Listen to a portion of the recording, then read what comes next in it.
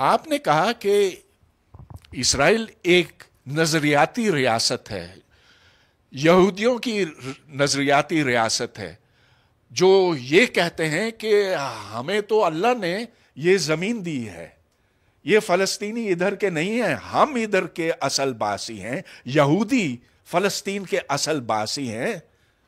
اب پتہ نہیں اللہ میاں نے یہ کہا تھا کہ نہیں، ہم تو نہیں تھے اس وقت، لیکن یہ ان کا یقین ہے۔ اور دوسری طرف ہمارا مسلمانوں کا کیا یقین ہے کہ ہم سے بہتر اور برتر تو کوئی ہو ہی نہیں سکتا، اور قرآن میں لکھا ہے کہ یہودیوں اور یہودیوں کی آل کے اوپر اللہ کی لعنت ہے۔ تو ہم پر یہ لازم ہوتا ہے کہ ہم انہیں ہمیشہ کے لیے اپنا دشمن مانیں۔ اگر نظریات کی جنگ ہو تو پھر اس کا کوئی حل ہوتا ہی نہیں، ایک جیتے گا یا دوسرا جیتے گا۔ کبھی افہام و تفہیم، کبھی منطق، دلیل، استدلال سے آپ اس مسئلے کو حل کر ہی نہیں سکتے۔ اگر آپ کر سکتے، عقل سے، دلیل سے اگر آپ کوئی مذہبی مسئلہ حل کر سکتے تو آج شیعہ سنی کا بھی فرق نہ ہوتا، لیکن نہیں ہو سکتا۔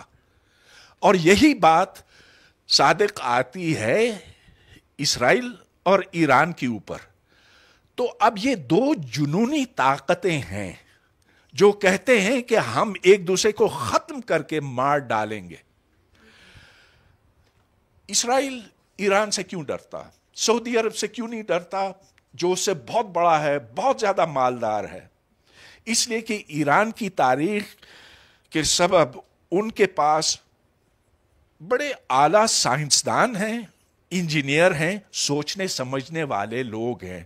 عرب جو ہے نا وہ بدو ہیں، کچھ بھی نہیں جانتے، پڑھنا لکھنا بھی ان کے نزدیک کوئی اہم چیز نہیں ہے۔ یونیورسٹیاں انہوں نے بہت بڑی بنا دی، آتا جاتا کچھ بھی نہیں ہے۔ جو پاکستانی وہاں پر گئے وہ کہتے ہیں کہ ایسے اسٹوڈنٹس ہیں جن کو آپ پڑھا ہی نہیں سکتے، آتا ہی نہیں کچھ ان کو۔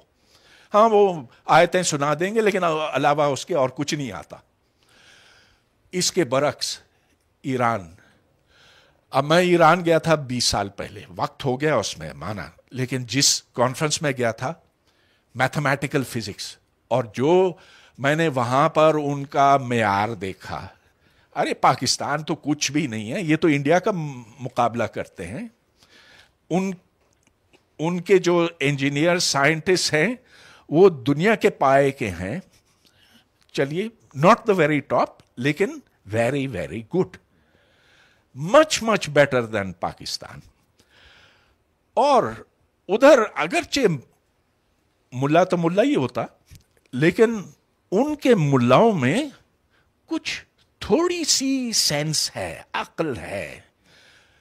میں بہت حیران ہوا وہاں پر جا کر، میں نے ان کی سائنس کی کتابیں کھولیں، اور فارسی تو خیر جو بھی اردو جانتا ہے تھوڑی بہت تو وہ سمجھ ہی لیتا۔ میں نے دیکھا کہ ادھر نظریہ ارتقاء پڑھایا جاتا، میں نے کہا تم لوگ کیا کر رہے ہو، یہ تو کفر ہے۔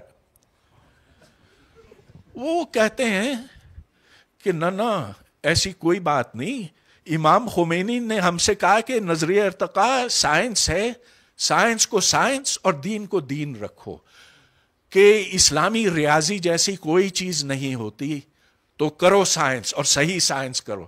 چلیے ان کے اور بہت سے تعصبات ہیں، بہت سی